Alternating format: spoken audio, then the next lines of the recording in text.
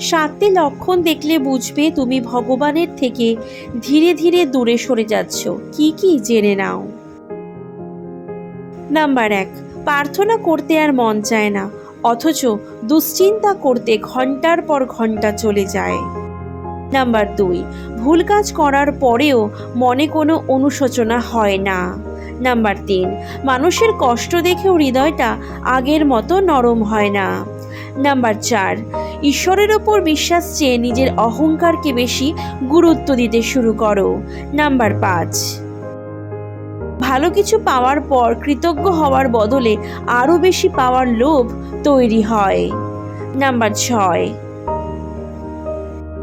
অন্যের সুখ দেখে আনন্দের বদলে হিংসা বা বিরক্তি অনুভব করো। নাম্বার 7, আর সবচেয়ে বড় লক্ষণ, বিপদে পড়লেই শুধু ভগবানকে মনে পড়ে, কিন্তু ভালো সময় তাকে ভুলে যাও।